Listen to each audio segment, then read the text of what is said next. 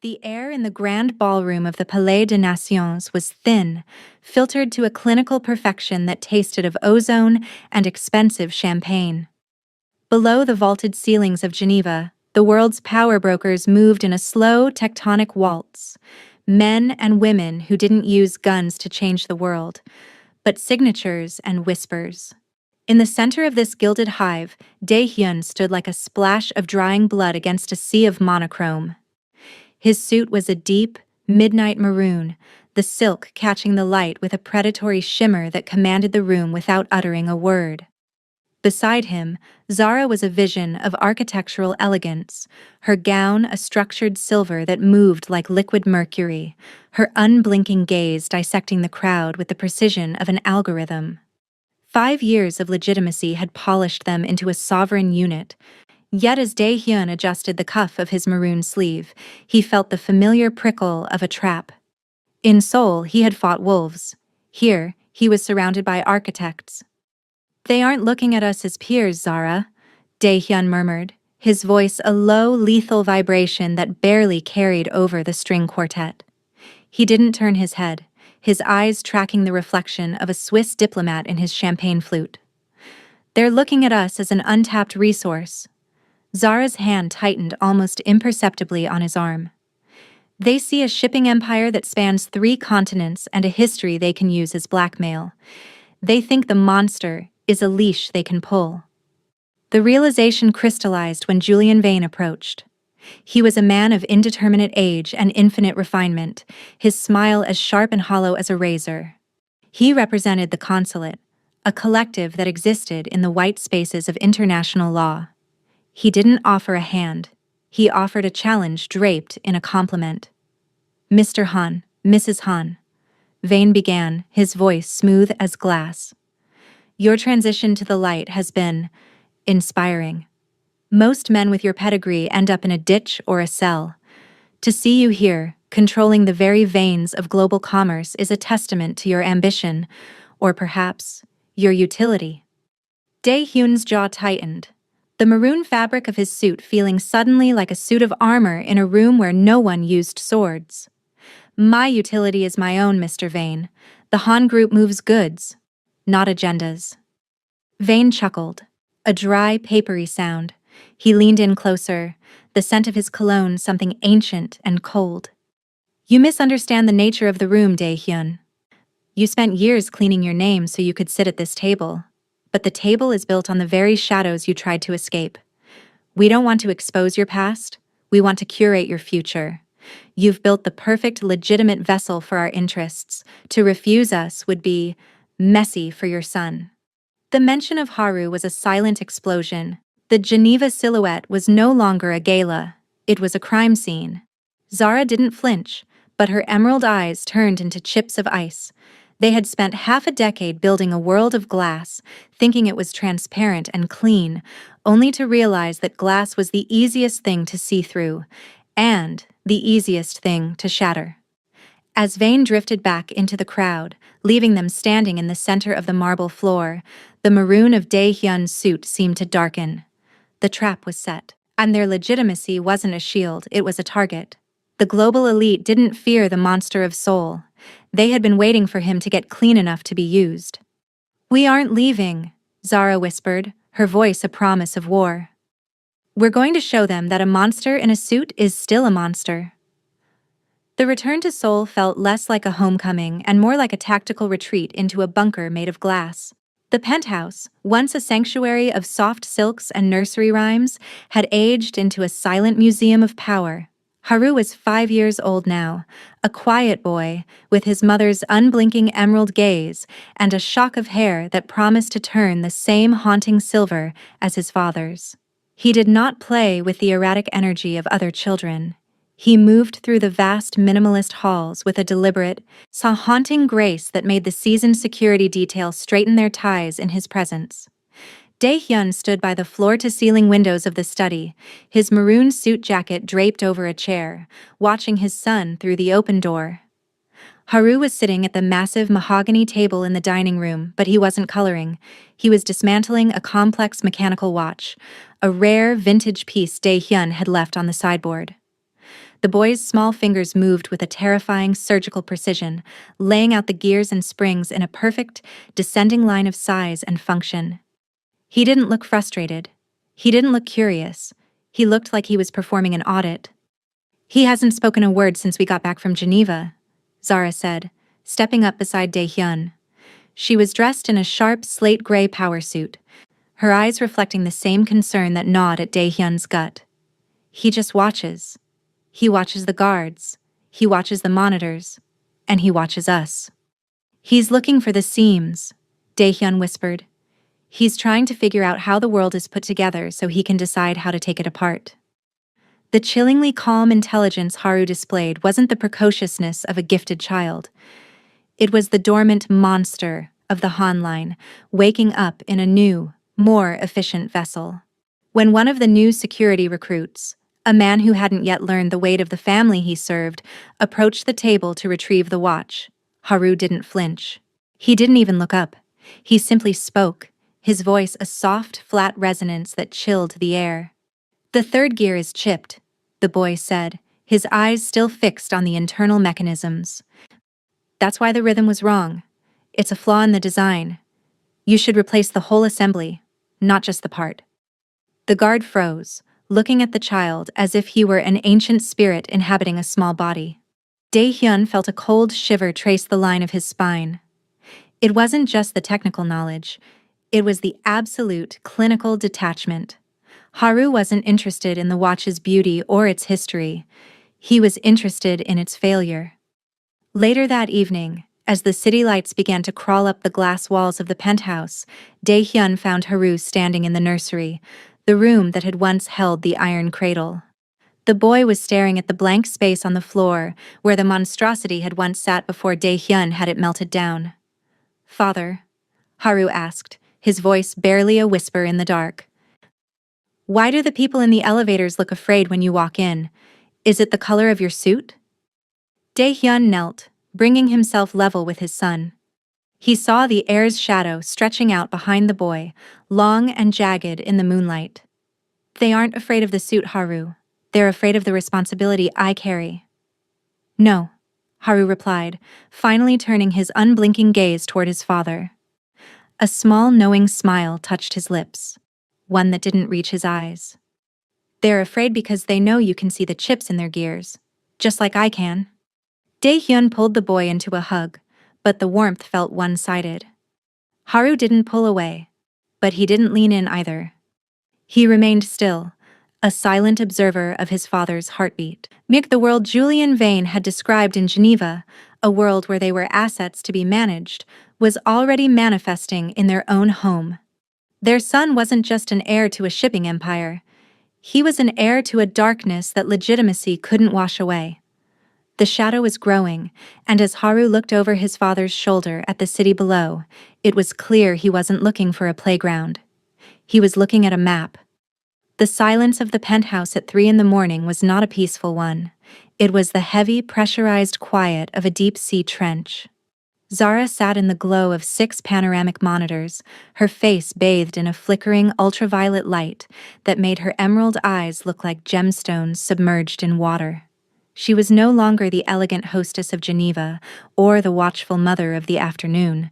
She was the architect, Dian, and she had found a rot in the foundation of her greatest creation. For months, the Han Group's global logistics software, a proprietary system she had designed to be the most secure encryption layer in the shipping world, had been performing with uncanny, perfect efficiency. Too perfect. Her fingers flew across the glass interface, peeling back layers of code that she had written with her own hands.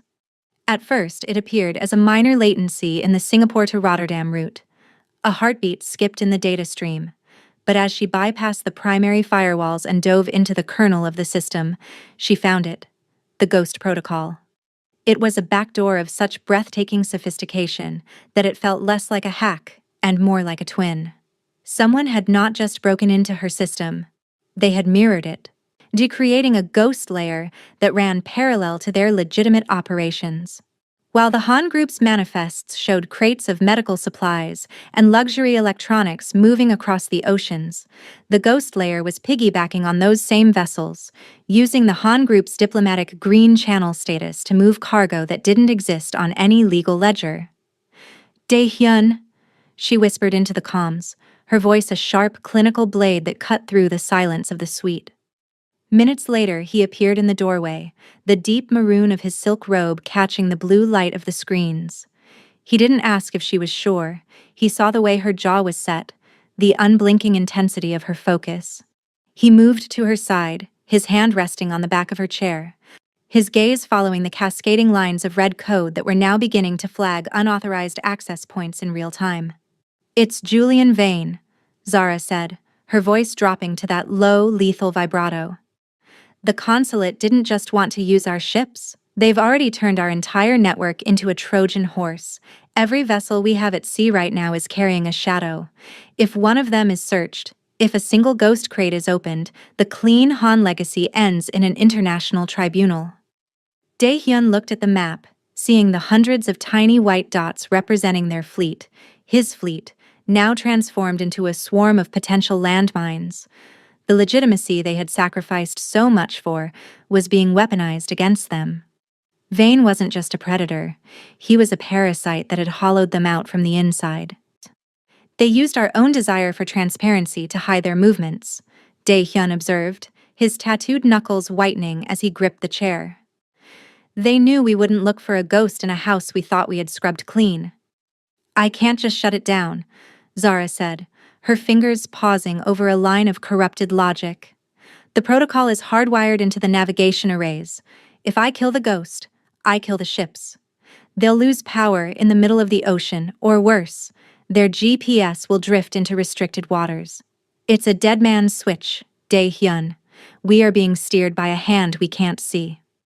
The Ghost Protocol was the ultimate insult to Zara's genius. It was a mirror held up to their lives, showing them that no matter how much they polished the surface, the dark would always find a way to inhabit the structure. As the sun began to bleed over the Seoul horizon, casting long, jagged shadows across the office, the couple realized they were no longer sailing their own ship. They were passengers on a ghost fleet, heading toward a destination chosen by a man who viewed their son as an asset and their honor as a joke. The private lounge of the Metropolitan Club in London was a fortress of neoclassical arrogance, all white marble pillars and leather-bound secrets. It was a space designed to make even kings feel like trespassers, yet as Dae-hyun crossed the threshold, the room's gravity seemed to shift toward him. He wore a tailored maroon suit of such deep, arterial intensity that it appeared black in the shadows. His silver hair swept back like a frozen storm. He didn't look like a man seeking an audience. He looked like a predator entering a cage he had already decided to dismantle. Julian Vane was seated by a roaring fireplace, swirling a glass of amber liquid that cost more than a common man's annual salary. He didn't rise, he simply gestured toward the velvet chair opposite him with a smile that was as sterile as a surgical suite. "The maroon suit," Vane noted, his voice smooth and frictionless. "A bold choice for a man trying to convince the world he's no longer covered in blood, Dae-hyun. Or is it a warning? A reminder of the monster beneath the fine wool?" Dae-hyun sat, his movements slow and deliberate, his unblinking gaze locking onto Vane's with a weight that made the air in the room feel heavy. "The color is irrelevant, Julian. A man who has lived in the dark knows that a suit is just a skin. What matters is the intent of the man wearing it." "And your intent, currently, is to stop the Ghost Protocol," Vane countered, leaning back into the marble-cold silence of the lounge. "Zara is a genius, truly. Her attempts to excise our ghost layer have been quite entertaining to watch from the server rooms in Zurich. But you must understand the mathematics of your situation. You spent 5 years building a pedestal of legitimacy.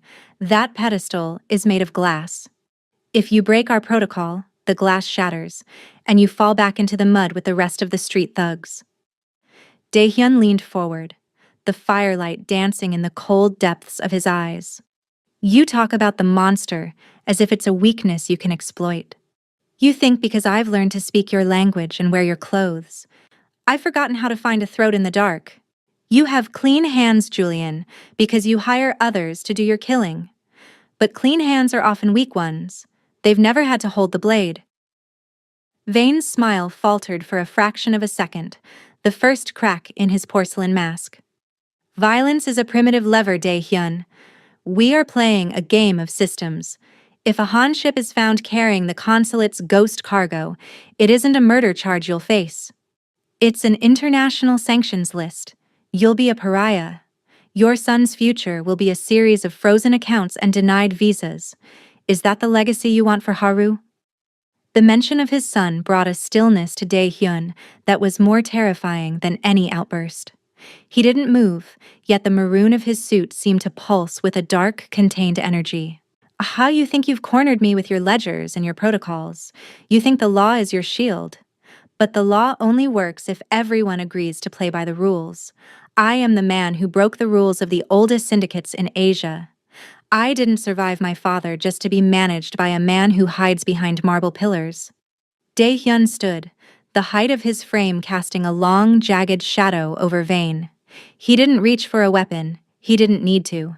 The psychological dominance was total. The Ghost Protocol is your lifeline, Julian. If you use it to touch my family again, I won't just kill you. I will dismantle the consulate piece by piece until there is nowhere on this glass continent for people like you to hide. My hands might be stained, but they are very, very strong. As Dae-hyun turned to leave, his footsteps echoing like gavel strikes on the marble floor, Vane sat in the sudden chill of the room, his amber liquid finally still. The verbal duel was over, but the war had just shifted into a higher, more dangerous gear. Dae-hyun wasn't just a CEO anymore, he was a sovereign who had remembered his teeth. The humidity of Singapore hung over the Jurong port like a wet shroud, heavy with the scent of brine and industrial grease. Under the blinding glare of the harbor floodlights, the Han Sovereign, a state-of-the-art container ship, sat motionless, a leviathan caught in a net. It wasn't the usual harbor master or a routine customs team that had boarded her. It was a tactical unit of the International Maritime Enforcement Agency, their black uniforms slick with the midnight rain. The Singapore Sting had been executed with the surgical coldness of a Vane-inspired masterpiece, and as the news reached the penthouse in Seoul, the clean world Zara and Dae-hyun had built began to tilt on its axis. Zara stood in the command center, her face a mask of frozen rage as she watched the live feed from a drone circling the dock. On the screen, she saw the boarding party breaching the hull of a specific unmarked container, one that her system insisted didn't exist. This was the physical manifestation of the Ghost Protocol. When the doors were pried open, the infrared cameras didn't find the medical supplies listed on the manifest. Instead, they revealed rows of high-grade, unlicensed biometric processors, technology restricted under global security treaties. They didn't just hide the cargo, Zara whispered, her fingers hovering over the keys as she watched the legal trap snap shut. They timed the inspection to coincide with the opening of the European markets. In 1 hour, the Han Group won't be a shipping company. We'll be an international arms trafficker. Dae-hyun stood behind her, still wearing the maroon suit from his flight back from London. The deep, blood-red fabric seemed to absorb the flickering light of the monitors, making him look like a shadow cast by the impending crisis. He watched as the captain of the Han Sovereign, a man who had served the Han family for 20 years, was forced to his knees on the deck, a rifle barrel pressed against his neck. Vane isn't just trying to ruin us, Dae-hyun said, his voice dropping into that terrifyingly calm register. He's forcing us to choose. Either we disavow the ship and let our people rot in a Singaporean prison, or we admit the Ghost Protocol exists and reveal that we've lost control of our own empire. The scandal was already spreading through the digital ether like a virus. News crawlers began to flash across the secondary screens. Han Group vessel seized in Singapore, illegal tech shipment revealed. The stock price began its jagged downward descent, a visual representation of their legitimacy bleeding out in real time. For 5 years, they had played the game of transparency, but Vane had used that very transparency to build a stage for their execution. Zara turned from the screen, her unblinking gaze meeting Dae-hyun's. If the IMEA traces the encryption back to my server, they won't find Vane's ghost. They'll find my signature. He's made it look like I designed the back door for our own profit. Then we stop playing the victim, Dae-hyun replied, his hand resting on the hilt of the silver-plated pistol he had reclaimed from the safe. Vane thinks he can win this with a press release and a tactical team. He's forgotten that the only thing more dangerous than a monster in the dark is a king with nothing left to lose. As the sirens wailed across the Singapore docks and the world began to scream for answers, the couple stood in the silence of their high-tech fortress. The sting was meant to be the end of their era, but as Dae-hyun looked at the drone feed of his ship being occupied by foreign boots, the monster didn't just wake up, it evolved. The battle for the Han sovereign was lost, but the war for the glass continent had just become personal. The penthouse felt less like a palace and more like a panopticon as the digital walls began to close in. Outside, the world was screaming for an explanation for the Han sovereign, but inside the sanctum of the command center, Zara had entered a state of absolute icy stillness. She had traded her silver gown for a black silk shift that made her skin look like marble, her fingers poised over the keyboard like a concert pianist preparing for a dirge. To save the legacy she had built, she had to return to the place she had spent 5 years trying to forget. The dark, unmapped corridors of the deep web where her legend as the architect had first been forged. The burden of her genius was the knowledge that her own perfection was being used as a shroud. Vane hadn't just used a back door. He had woven the Ghost Protocol into the very core of her original source code, making it look as though the betrayal was her own design. To prove the consulate's interference, she had to descend into the shadow net, an anonymous layer of the internet where state secrets and human lives were bartered like commodities. It was a place where legitimacy was a joke, and her public reputation, the carefully curated image of the visionary corporate leader, would be the first thing to burn if she were detected. If the authorities catch me in these servers, Dae-hyun, it won't matter what I find, Zara said, her voice a low, steady frequency that belied the tension in her frame. A CEO caught in the shadow net is a CEO who is already guilty. I'm stepping off the map. Dae-hyun stood behind her, his maroon suit jacket discarded, his tattooed arms crossed over his chest. He was the physical wall between her and the world, but he couldn't protect her from the data. Go, he rasped. I'll handle the board. I'll give them enough blood to keep them from looking at your screens.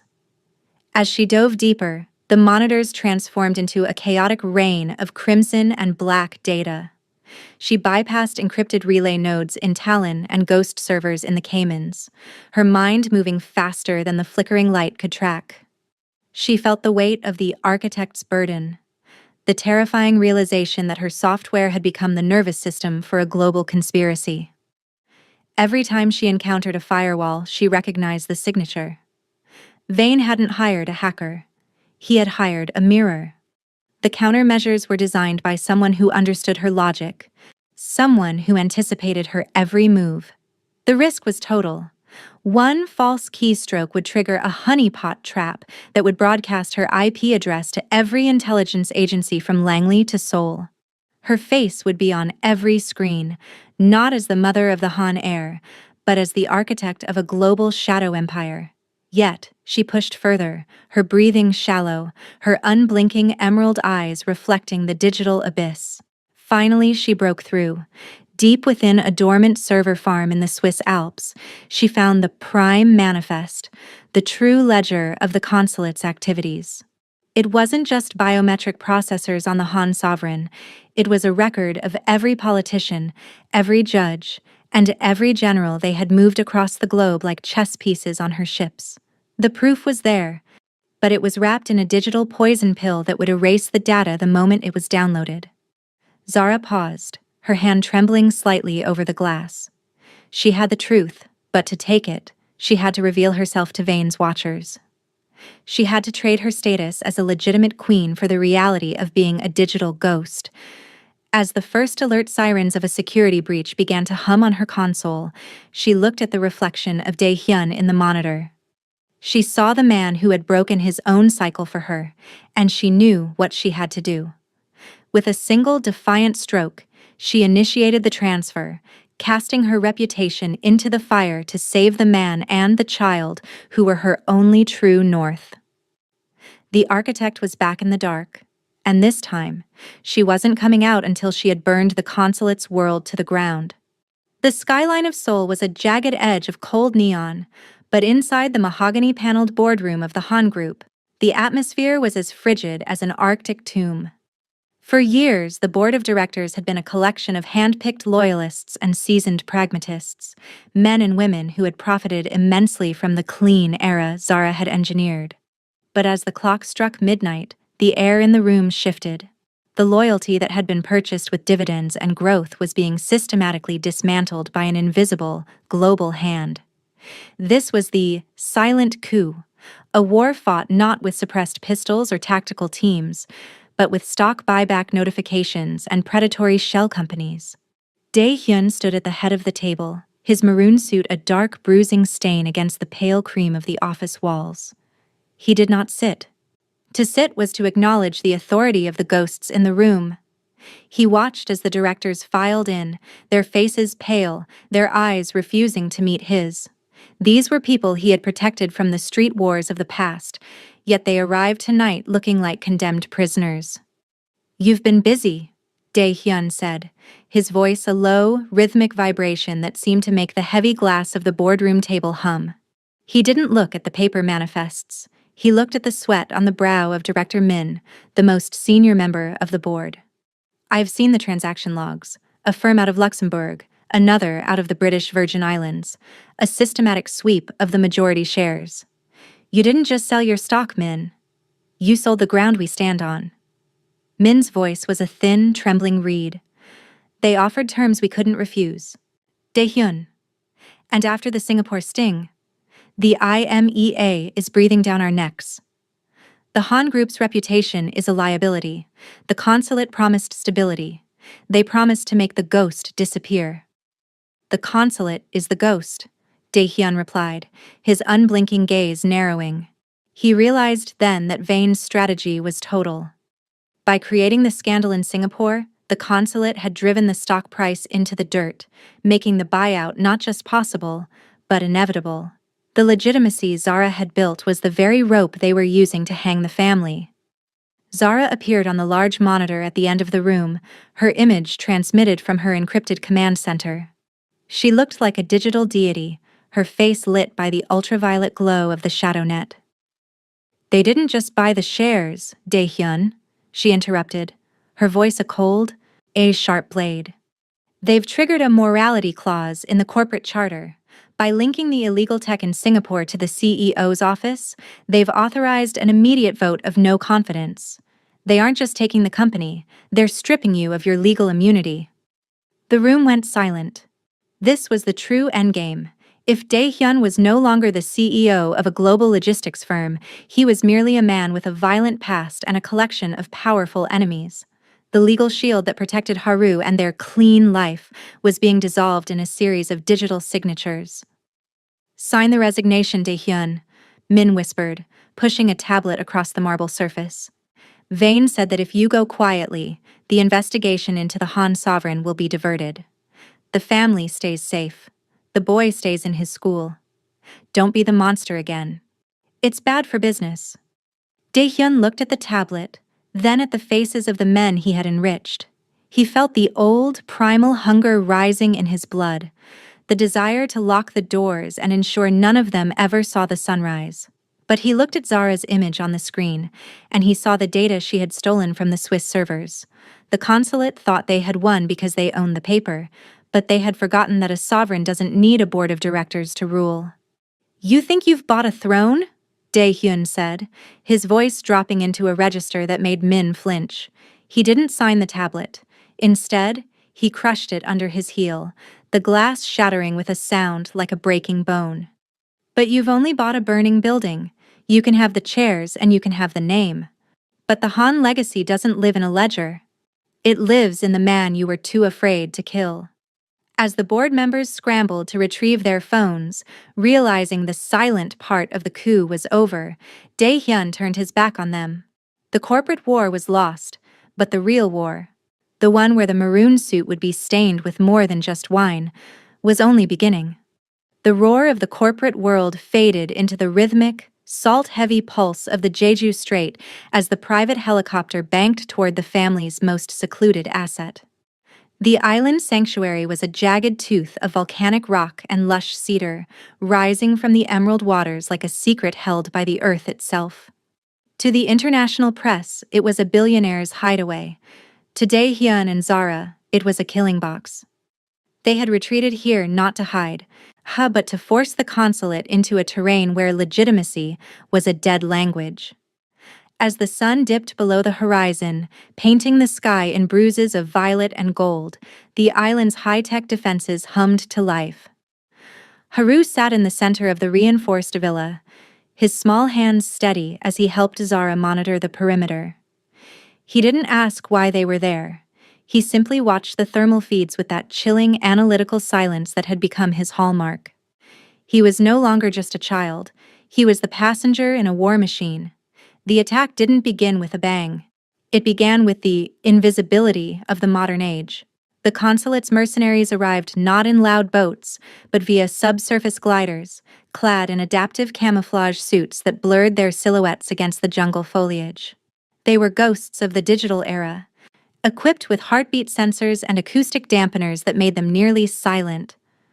But the maroon of Dae-hyun's suit had been replaced by tactical black, and his eyes had returned to the cold, predatory focus of the mountain. "They've breached the southern cliffside," Zara whispered, her fingers dancing over a holographic display that flickered with the movement of displaced air. "4 signatures. They're using cloaking tech that bleeds into the ambient heat. To the sensors, they're just warm wind." Dae-hyun stood in the shadows of the veranda, a suppressed rifle slung over his shoulder. He didn't look for the men, he looked for the patterns. He knew that even a ghost had to disturb the grass, and even a shadow had to breathe. "Let them come closer," he rasped, his voice a low vibration that seemed to harmonize with the crashing waves below. Vane wants to prove that his technology can hunt a legend.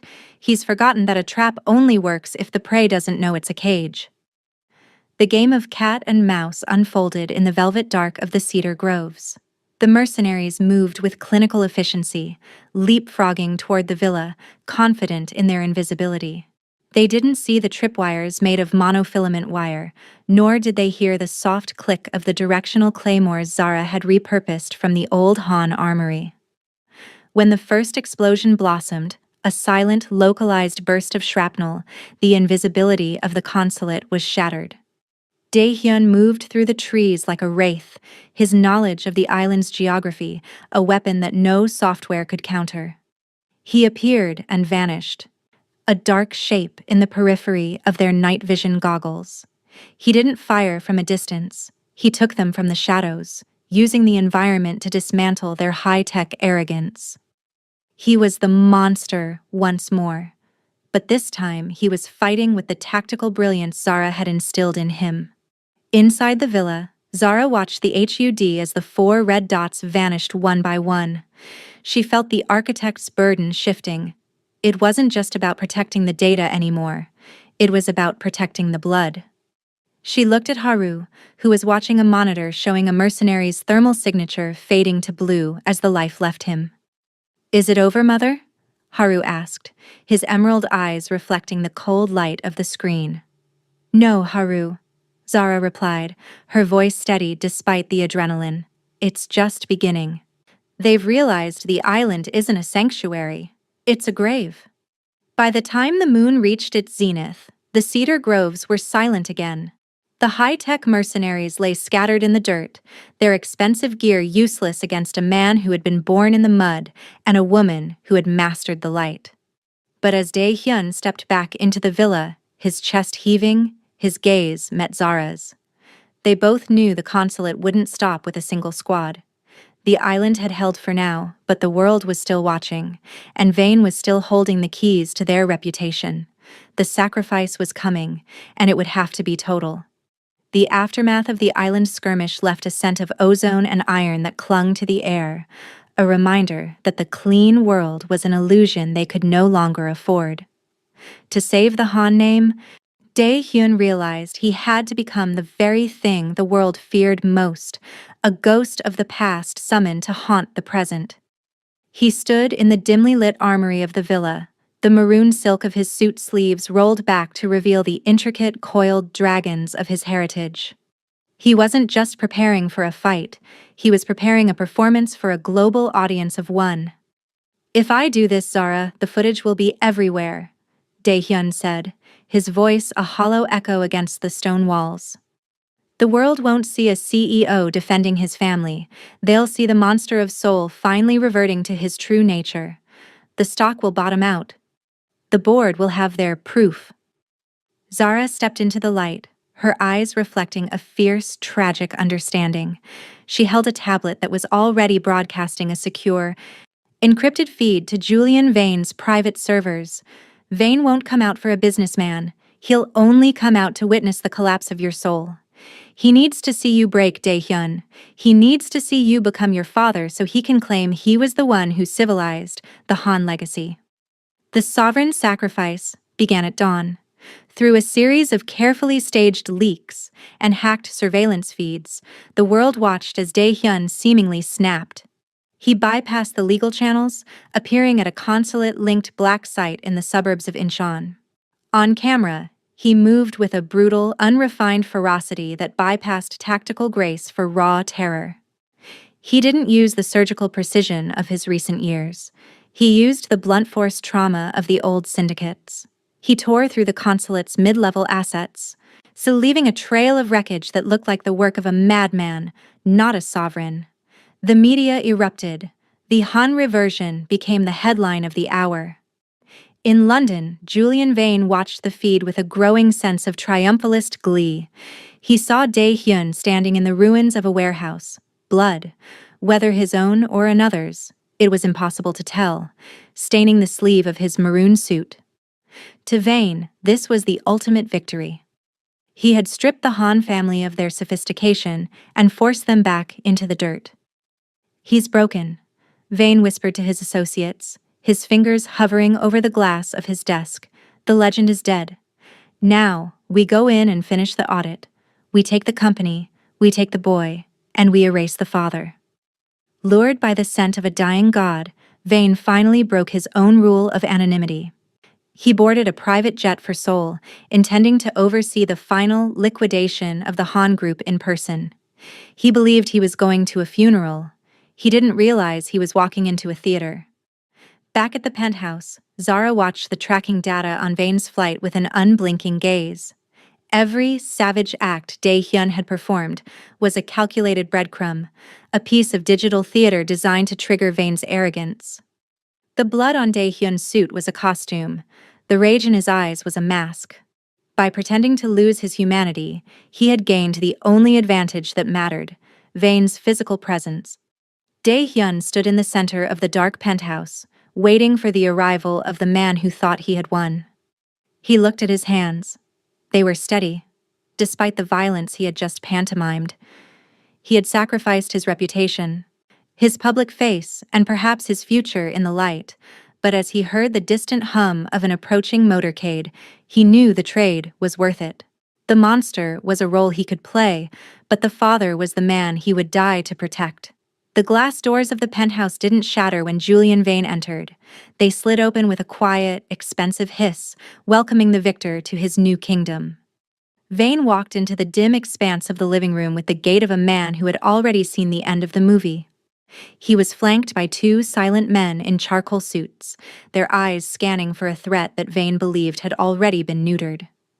In the center of the room, seated in a high-backed leather chair, Dae-hyun waited. The maroon of his suit was dark, almost black in the twilight, and he looked every bit the ruined king the cameras had portrayed, exhausted, blood-spattered, and defeated. "The performance was spectacular, Dae-hyun," Vane said, his voice echoing with a hollow, cultured warmth. He came to a halt 5 paces away, his hands folded neatly in front of his pristine suit. The world thinks you've lost your mind. The IMEA has a warrant, the board has a replacement, and your son. Well, Haru will be raised by the consulate now, a clean slate for a brilliant mind. Daehyun didn't move. He didn't even look up. You talk about the world as if it's a ledger you've finished auditing, Julian.